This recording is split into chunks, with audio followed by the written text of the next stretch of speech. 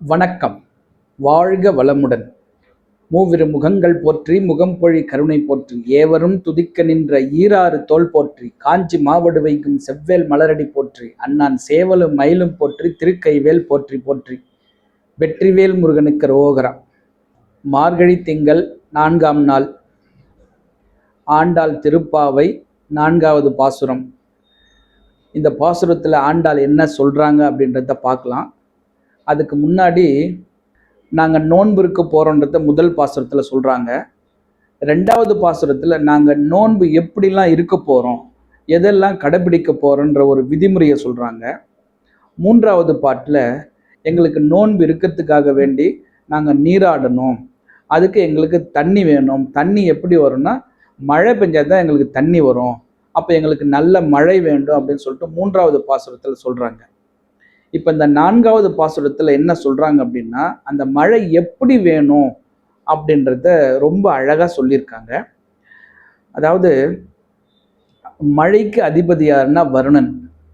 அப்போ அந்த வருணனை கேட்குறாங்க, வருண பகவானே எங்களுக்கு நிறைய மழை வேணும், அதனால் உன்னுடைய கையில் எதுவும் நீ மழையை கொஞ்சம் வச்சுக்காத, எல்லா மழையும் பூமியில் பொழியணும், நாங்கள் பாவை நோன்பு இருக்க போகிறோம், எங்களுக்கு தண்ணி வேணும், நாங்கள் நீராடணும் அப்படின்னு சொல்லிட்டு வருண பகவானை வேண்டி கேட்குறாங்களாம். அந்த மழை எப்படி வரணும் அப்படின்னு அடுத்த லைனில் ஆண்டாள் சொல்கிறாங்க. அதாவது நீ என்ன பண்ணு, அந்த வருண பகவானுக்கு சொல்கிறாங்க, நீ என்ன பண்ணு, கடலில் போய் மேலாக தண்ணி எடுத்துக்கின்னு வந்துடாத, நீ ஆழமாக போயிட்டு நிறைய தண்ணி மேலே கொண்டு அந்த ஆகாயத்தில் கொண்டு எப்படி கண்ணன் கருமையாக இருக்கானோ அதே மாதிரி கருமை நிறத்தில் நீ இந்த வானம் ஃபுல்லாக பரவி எங்களுக்கு மழையை கொடுக்கணும். அந்த மழை எப்படி இந்த பூமியில் பொழியணுமா, அந்த கண்ணனுடைய கையில் சக்கரம் இருக்குல்ல, அந்த சக்கரம் அப்படி ஜொலிக்குமா, அந்த மாதிரி மின்னிக்கொண்டு அந்த கண்ணனுடைய கையில் ஒரு சங்கு வச்சிருப்பார். அந்த சங்குக்கு பேர் பாஞ்ச சைன்யம் என்ற சங்கு. அந்த சங்கு ஊதுனா அவ்வளோ ஒரு மிகப்பெரிய ஓசையுடன் கூடிய சவுண்டு வரணும். அந்த சவுண்டு மாதிரி இடி இடித்து கொண்டு அந்த கண்ணன் கையில் ஒரு வில் இருக்கும். அந்த வில்லுக்கு பேர் சார்ங்கம் என்று பெயர், அந்த வில்லுக்கு பேர். அப்போ அந்த சார்ங்கம் என்ற வில்லிலிருந்து கண்ணன் அம்பு தொடுத்தான்னா எப்படி சரசரமாக போகுமோ அதே மாதிரி மழை துளி துளியாக இல்லாமல் சரமாக அப்படியே பொழிஞ்சிக்கிட்டே இருக்கணுமா மழை.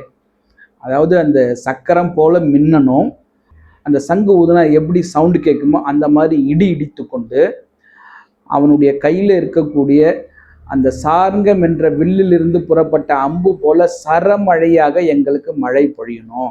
இந்த மாதிரி மழை பொழிவித்து நாங்கள் பாவை நோன்பு இருப்பதற்கு இந்த உலகத்தில் எங்களுக்கு நிறைய நீர்நிலைகள்லாம் நிரப்பி எங்களுக்கு நீராடுவதற்கு எங்களுக்கு மகிழ்ச்சியை கொடுக்கணும் அப்படின்னு சொல்லி வேண்டிதான் இந்த பாசுரத்தில் பாடுறாங்க. ரொம்ப மழையை எப்படிலாம் அனுபவித்து கேட்டிருக்காங்க பாருங்கள் ஆண்டாள். ஸோ நாமளும் அதே மாதிரி அந்த பாசுரத்தை பாடணும்னா நிச்சயமாக நமக்கும் மழை வரும்.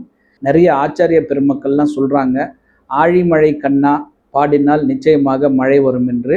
அதை அவங்க உணர்ந்து தான் சொல்லியிருக்காங்கன்னு நினைக்கிறேன். ஏன்னா ஆண்டாள் அவ்வளோ உணர்வு பூர்வமாக அதை சொல்லியிருக்காங்க. வாங்க எல்லாருமே அந்த பாசுரத்தை கேட்போம். வணக்கம். ஸ்ரீமத்திய விஷ்ணு சித்தாரிய மனோநந்தன ஏதவே நந்தநந்தன சுந்தரியை கோதாய நித்தியமங்கலம். ஆண்டாள் அருளி செய்த திருப்பாவை 4ஆம் பாசுரம்.